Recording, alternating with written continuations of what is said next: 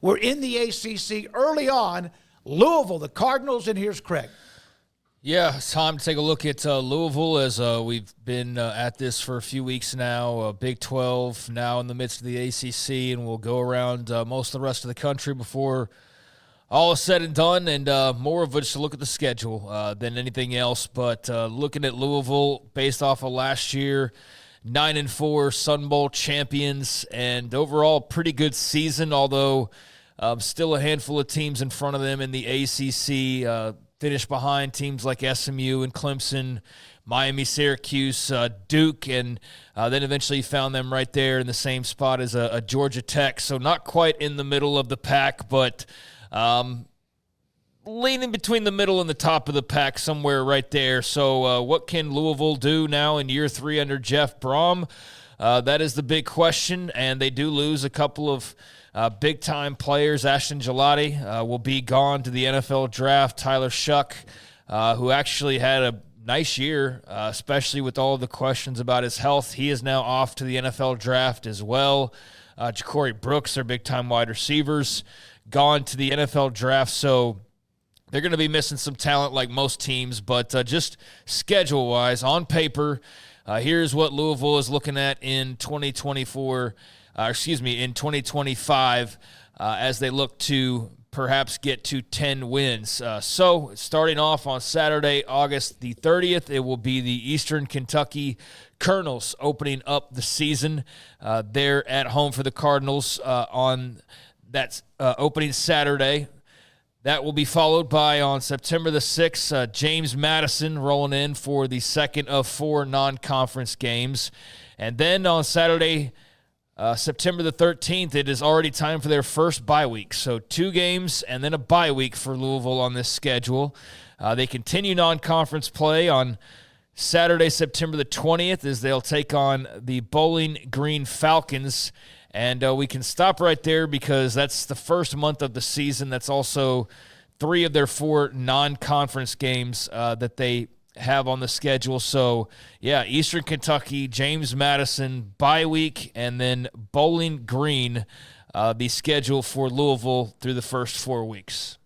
Yeah, this is a nice, easy early schedule for them. At least the first 4 weeks. The Eastern Kentucky, James Madison, Bowling Green. Although Bowling Green can be scary, but James Madison can be scary. James Madison, yeah, it's true. Bowling Green rolling out Eddie George, so we'll see how that affects them right now. Yeah, James Madison can be scary, so they should be 3-0, but there are 2 big trap games right here in the middle of the schedule. Yeah, James Madison finishing 9-4 last year, so that's a team that's been able to very quickly acclimate to another level and making that jump up, and not always easy to do, but they've made it look a lot easier than people probably expected or anticipated. But there you go with the first part of that schedule. So closing out the month of September, they will have their 4th game, and it will be the opener of conference play as they will travel to Pitt to take on the Panthers, as that is one of the teams they will be seeing. I'll get to who they will not be seeing when it comes to ACC play once I get to the end here, but opening conference play on September the 27th. So Pitt first, then the following week it'll be Virginia at home. That Pitt game, their first road test of the year, and so they'll have played 3 games and then had a bye week before they actually hit the road. So that's pretty nice. All 4 of their non-conference games, which the 4th and final ones at the very end of the year, all of them at home.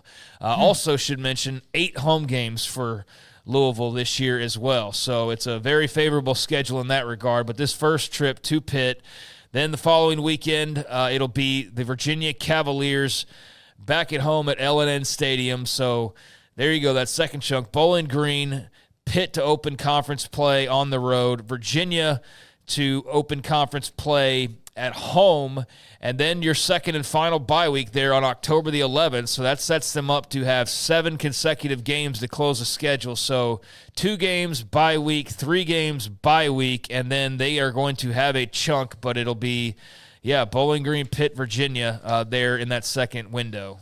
If things go absolutely chalk here for Louisville. They should be no worse than 5-1. They should be no worse than 5-1.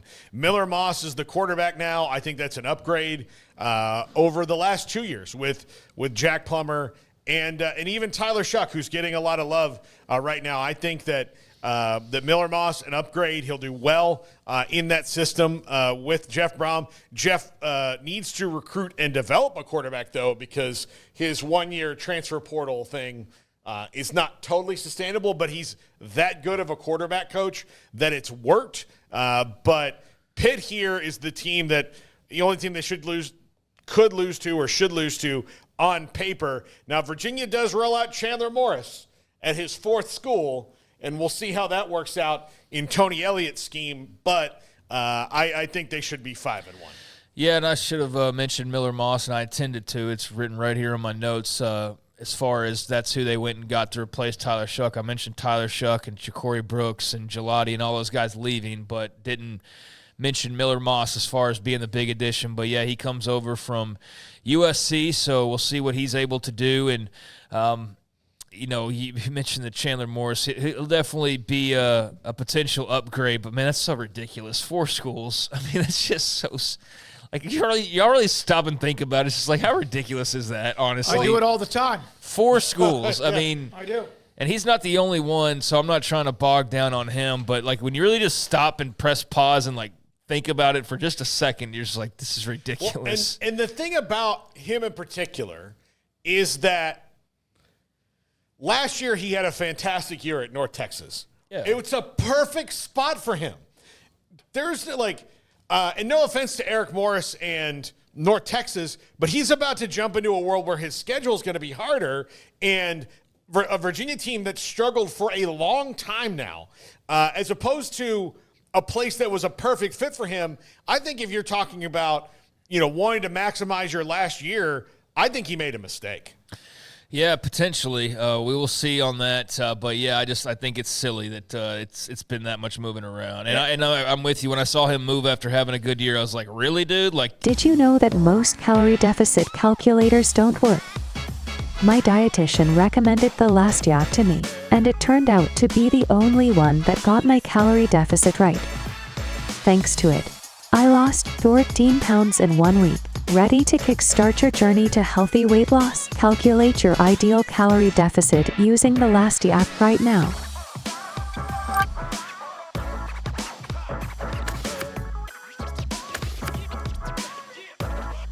You found this a spot. Getting beat out. Yeah, I mean, like, it just. I get transferring after you get beat out and trying to find the spot. You found the spot. Yeah, no, and listen, you're right. In North Texas, it's not like it. I didn't like to see him leave because he was so successful. Plus, North Texas, of course, that's just a constant roster change. Don't forget now, in week 2, when they have that James Madison game, that can be a little dicey because what they did to North Carolina last year, and they're good. But I do think Louisville should have plenty of firepower for that one.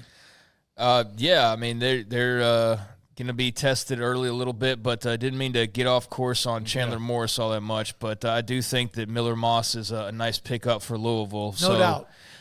Anyways, getting to the end of the schedule and that 7-game stint to close it out on Friday, October the 17th. After that second bye week, they'll have the first of what will be 2 Friday games. It'll be on the road October 17th, Friday night, against the Miami Hurricanes to continue ACC play. So that is following their bye week. They'll have 2 weeks to prepare for that one.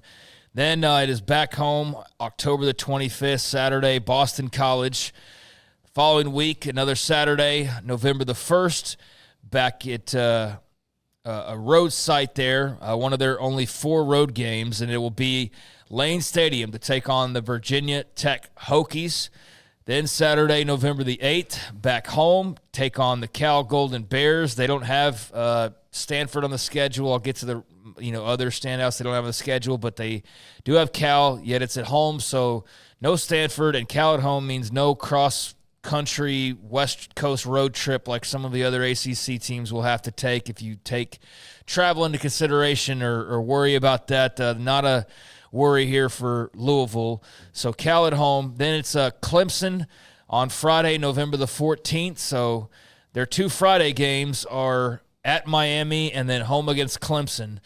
There over the span of a month. So that's pretty interesting to have those 2 Friday games. So Friday, November the 14th, it'll be Clemson. Then the following week, you'll have an extra day, 8 days to prepare for a road trip to Dallas. So that is not the West Coast by any means. You're only going halfway across the country, but that is their big road trip of the 4 they have to take is going over to Dallas. So SMU there on the 22nd. So back-to-back games against the 2 teams who played for the ACC championship last year in Clemson and SMU. And then finally they close it out on Saturday, November the 29th at home against the SEC's Kentucky Wildcats. Of course, they're arch rivals, so that 4th non-con game, because that's what the ACC does along with the SEC. They have the 4 non-con games, that 4th one there at the end of the season against Kentucky. So their second stretch, Miami on the road on Friday night, Boston College at home,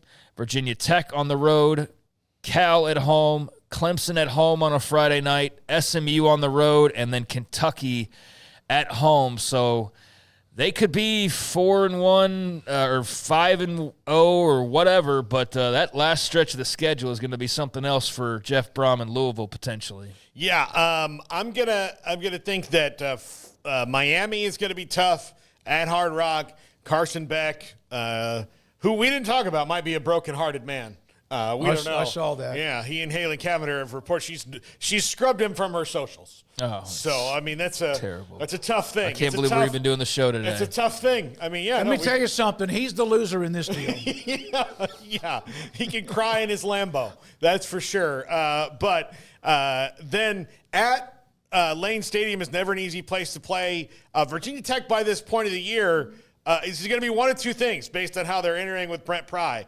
They're going to be confident in the fact that what they're doing is working, or the fans will have turned on him and they'll want a new head coach again because they haven't felt right since Frank Beamer. They're in Blacksburg. Clemson, going to be really tough. ACC favorite as it stands right now. And then SMU, probably the other ACC favorite as it stands right now at Gerald Ford Stadium in Dallas. That's going to be tough. And curious to see Brock Vandegrift, and by the end of the year, how much he's taken to that offense at Kentucky in that rivalry game on Thanksgiving weekend. But Clemson and SMU back-to-back before a big rivalry game, that's as tough of a 3-game stretch as you can probably get. And I don't know how good Kentucky's going to be. We don't know how good any of these teams are going to be, but just looking at it schedule-wise where you have – the 2 teams that play in the ACC title game and your biggest rival the last 3 weeks, that's 3 high-pressure situations for Jeff Brom in a row. Clemson, we know, turned the corner, it appears, won ACC and then, of course, went to the playoff, lost to Texas. But SMU's on it up. Kentucky's just solid. I don't know if it's 9-4 solid or they. I mean, Mark Stoops might be fired at this point for all we know. Yeah, he needs to win. He needs to win, but it still seems to be a team in Kentucky. Now, last year was a disaster at 4-8. Is that not the first time they've kind of dropped in the last? I don't have the schedules in front of me the last 5 years, but they have been what seemed to be pretty competitive in that conference. If you lose a couple of games or a couple other teams get to be pretty good, you fall in a hurry. UK's logo almost looks like Houston. That's like almost identical, other than the letters of the H and the K. Craig, anything else? So the 2 Friday games there, tough close to the schedule, but they do get 8 home games, so that's nice. 4 road games, none of them too terribly far. I mean, the trip to Dallas, besides that, you're going to Miami, which I know is a lengthy trip, but 2 Blacksburg and 2 Pittsburgh. So there's your 4 road trips that you can schedule around. And also who you don't play on here. You don't play Florida State. You don't play North Carolina. You don't play Syracuse. You don't play Georgia Tech. You don't play Duke. You don't have to go to Stanford, as I mentioned earlier. So, I mean, I know Florida State was down last year, but if you're looking at the top of this, the standings last year, and then the ones who have the money or maybe the sway to be a little bit better this year, like a Florida State or perhaps a North Carolina, yeah, that's probably good. You don't play Fran Brown. You don't play Manny Diaz, Blue Devils. You don't play Georgia Tech and Haynes King, Florida State if they bounce. So that's a handful of teams that could be beneficial to not face, and certainly not having to go all the way to Palo Alto is a nice thing as well. So, tough third stretch of the season, especially those last 3 or so games, but Louisville won 9 games last year, and I think, being in the ballpark of that's not entirely off the table, but certainly if they get off course early on, it could be a tough road or a tough hole to dig out of, but it does seem very manageable early, so I don't think that'll be a problem for them. Kentucky has started every year, but the last year when they opened up 1-2, they have gone 4-0, 6-0, and 5-0 to start the year, with some of those even being wins within the SEC. But Louisville spanked their ass last year, 41-14. So Jeff Brom turned the corner. In fact, their last 2 games, they got beat up pretty good by Texas and then Louisville to close out the season. All right, Greg, that it? All right. By the way, we will have Evan Miyakawa coming up next on all his analytics, data, his sleepers based on history and teams. It's pretty amazing. We started out, we knew him when he was Emery's age, when he was just a young pup. He still feels like he's Emery's and he's still age. pretty young, but he has everything broken down. He has become someone that all the people around the country now lean on with some of his analytics and some of his stats and some of his grids, etc. Does a great job with that, and we're the ones that were lucky enough to get to know him very early on when he was, of course, coming out of college.